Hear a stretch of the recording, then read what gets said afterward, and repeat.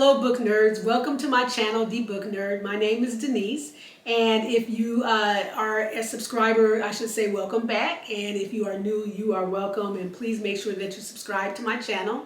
So right now I'm so excited about the book that I'm about to talk about, and I'm just going to tell you straight up, this is spoilers. So if you don't want to hear spoilers, this is what it is, and I believe I said it in my I did type it in the description and I typed it in the title, so you know this is spoilers.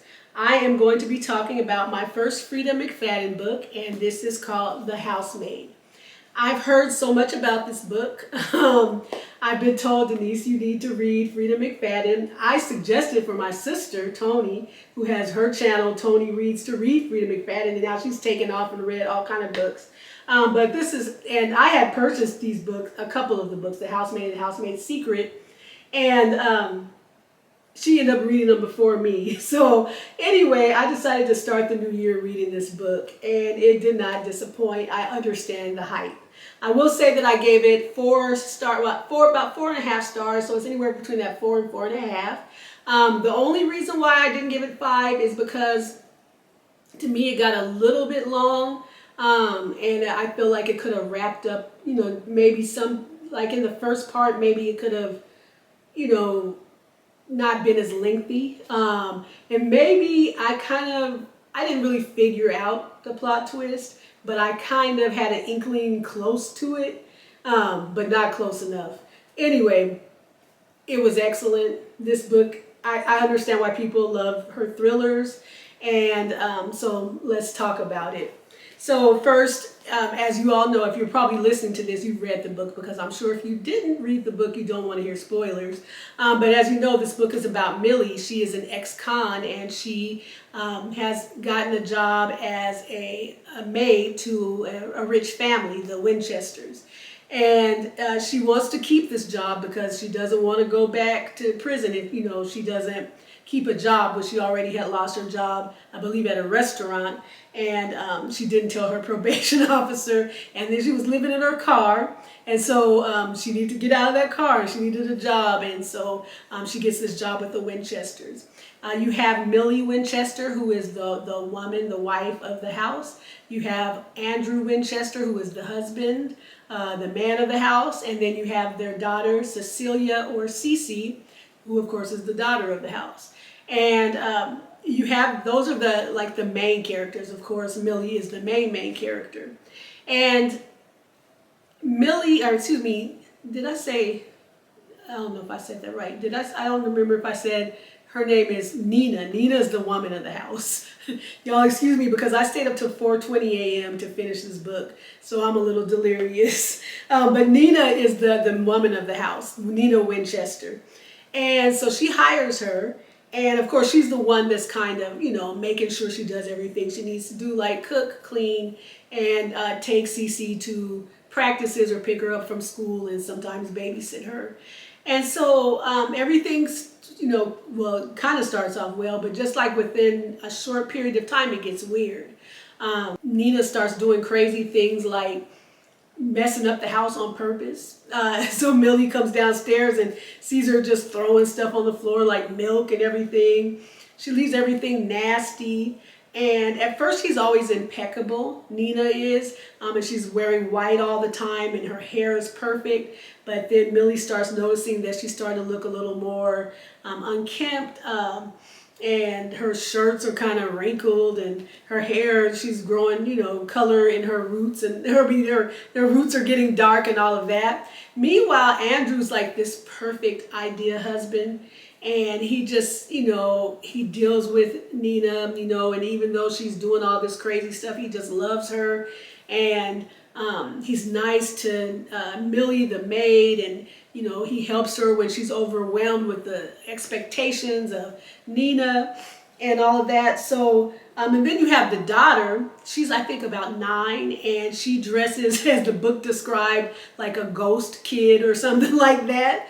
And they have her in these frilly dresses, and she has to play in them, and they're itchy, and she's acts like her mom, so she's always accusing Millie of trying to do something to her or not having done something. And so Millie's trying to deal with all of this and keep this job because she needs it. She can't afford to, just quit. And she can't afford it, and she doesn't want to go back to prison. Plus, they're letting her live there, so that's good. But the room that Nina gives her is this room in the attic. And it's up, so you go up these stairs, and then there's a hallway, there's a bathroom in that hallway. So this is all part of the attic, and then there's a little room, and it's really small. There's a little tiny window that's painted shut. The room locks from the outside. There's a little refrigerator in there with 3 bottles of water. There's a closet with a bucket in it. So you already get the picture about what this room, is going to represent. So anyway, she goes on and she keeps having these encounters with Nina, and sometimes when she's picking up CeCe from school or interacting with the PTA moms or something, they've said that Nina is, she's not well, she's not stable, and Millie's also even found medication for like psychosis and things like that. So Millie's kind of on this, roller coaster of emotions of feeling both sorry for Nina, but also she can't stand her because, Nina is coming for her. And it seems like she wants to fire her, but yet she doesn't, So you just have all these events going on. I'm not even going to, describe them. But the way that this book is written, it just kept me wanting to read it. And not all books do that. So I just give Freida McFadden kudos on mastering the art of keeping people wanting more or wanting to see what is going to happen next. Her chapters are short. Her words are concise. There's always something happening. So you're like, what? Why? How? Like you're looking at it like that. Like, I can't believe this is happening. So now I need to know why. I can't believe she did this. Why did she do that? What's about to happen next? So it makes you keep reading. I had, life happens. So I couldn't just keep reading the book. But I can see how people would just read it in one sitting. I can see, why that would happen because you want to finish the book to figure out why in the world is this woman tearing up her own house and treating this maid like this. So that's what I do love about the work of this book. Plus, she's good at the plot twist. So, there is, a great plot twist. And so you see things happening and you think you kind of know what's happening. Like I figured, Nina is acting bat boo-boo crazy, right? So it's obvious there's something wrong with her. And then her daughter's acting strange. So that's obvious. So they're not the one. There's going to be something happens in this. And so somebody does die, so that they're probably not the person. It's too obvious. Then you have this hot Italian gardener. So then you're wondering, and he's quiet and he acts like he doesn't speak English or even understand it, but in actuality we find out he does. So you're wondering, does he have something to do with it? So you're just wondering what's happening. So anyway, it gets to a point where Nina ends up taking the daughter to a camp. And what was supposed to happen is her and her husband were supposed to go to this Broadway play and then stay at a hotel in the city. And so Millie had arranged all that for them because they were trying to cheer Nina up because she found out she could not have any more children. And Andrew was bummed and she was bummed, and they was going to have this wonderful, time away and, all of that. Well, Nina was mad because she said that Millie didn't schedule it for the right day. And even though that was the day she told her. And so anyway, Nina is mad. She's going to go take her daughter to camp. It's somewhere far. She has to stay overnight. And so they still have these tickets.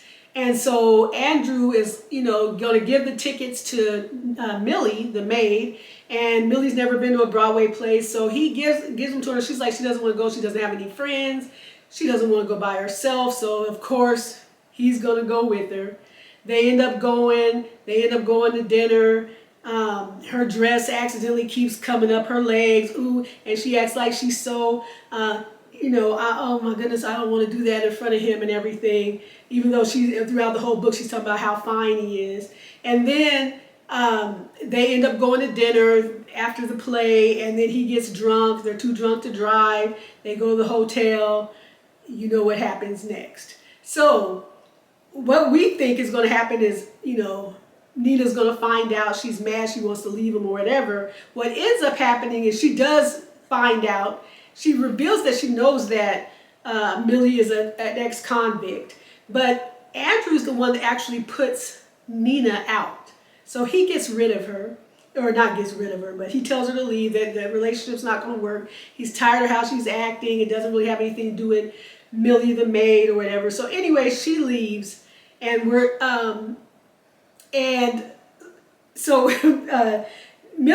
her and Andrew are together in this house. Millie's making all these plans. She thinks they're going to be together, and they end up, having more of a rendezvous within the house, and they end up in her little attic, and they fall asleep up there, and then she wakes up and she's locked in that attic. So the little room, now it's locked. She has little 3 waters in there and all of that. So it stops right there. Then all of a sudden, and I didn't really see this coming. All of a sudden now we see Nina's point of view, Nina Winchester. She's at a hotel. She's happy to be there. Her plan has worked. She has worked it so that Andrew would be attracted to this woman all along because she wants to get rid of him because he is a psychopath. She is acting like that because she's doing all of the things excessively of things that he does not like, in which he used to punish her for or does punish her for, and makes her stay in the attic. So she has basically set Nina up. She got somebody that she knew was desperate, so she knew she had a record. She knew she needed the job. She knew she'd be attracted to Andrew because he's, a gorgeous man, and he's rich, and he acts nice. And she needed to get his attention on her so that he would be attracted to her, and then she could get away, and he wouldn't punish her or do anything to her daughter. So what ends up happening is Nina, she's kind of also working with the gardener. So the gardener is, he's an ally in this. He's an ally actually for Nina and Millie. But he, so anyway, she's working with the gardener. And the gardener's like, you can't set her up. That's not right. He's a dangerous man. She's like, well, she slept with my husband, so what? She's not any good or whatever. But anyway, she starts feeling guilty about that. And I'm not even going to go into, because if you read the book, all the torturous things he did to her. It was horrific. He is crazy. And she just started going downhill. So hopefully he wouldn't be interested in her anymore and just let her go. He wanted her to she wanted him to let her go. So it tells us about Nina and all that she's been through and how she's tried to get away from him, and her friends would end up telling them, and she'd end up in a psychiatric ward or something. She's been there several times. And so then it goes back to Millie. And so Millie's stuck in there, and she wants to get out, and he's telling her she messed up on something, so he's telling her these stupid, torturous things she has to do to get out. But Millie, we got to understand, has a secret. She's an ex-con, but we don't know why she went to prison. We find out in the book later on that she went to prison because she murdered somebody. And she murdered somebody because they were doing something wrong. So she's had these incidences before in her life where legitimately she had a right to be angry, but maybe she took things a little too far when somebody did something. But men have tried to take advantage of her and abuse her. And so this is another trigger. It's just now she's trapped in this room. Well, she ends up getting out of the room. He lets her out, and she ends up getting him in the room. And so Millie does what she does with that. So Andrew thinks he's, got all his little sadistic ways. Millie's got something for him. So and then it kind of flashes back to Nina and Enzo, that's the gardener, and they're thinking that Andrew's in the attic because Enzo, the gardener, has saw a light on in there. The car hasn't moved, and he thinks it's And he thinks it's Millie in there, and so he wants them to go get her. So Nina goes and tries to rescue her, and she opens that attic door, and it's not Nina in there. It's not Millie in there. It is Andrew, and Andrew is dead, and Andrew has teeth missing. So so Nina is willing to take the fall for this. She doesn't want Millie to take the fall. But it all works out where none of them take the fall. In fact, the police officer that is working with them has determined that he believes them and all of this. And so anyway, it all works out. And we kind of even find out at the end why Andrew does what, or did, or does what he did. Did what he did or does what he does. Excuse me. So I say all that to say this was a roller coaster ride. It's twisted, it's engaging, it's fun, in a twisted way, I guess it's fun. The book is awesome, and I'm looking forward to reading The Housemaid's Secret, so that's part 2 to this. There's kind of a little cliffhanger at the end so that you see there's going to be more of Millie doing what she does and dealing with what I assume is going to be men that are abusive. So, and I believe there's even another one that's out now or is about to come out, a third one. So I've got to get caught up. I'm not going to read The Housemaid's Secret next because I need to read something else and let my brain kind of chill out from this craziness. And so I'm going to read something else. I haven't determined what that is yet. And then I'm going to read The Housemaid's Secret. And I don't know if I'm going to do a full review on that or not, but I wanted to do a full review on this. I'm very happy that I've finally been inducted into the Freida McFadden readers group, I guess you would say. I'm very happy about the outcome of this and love the writing. Again, I gave it 4.5 stars. It's a great book.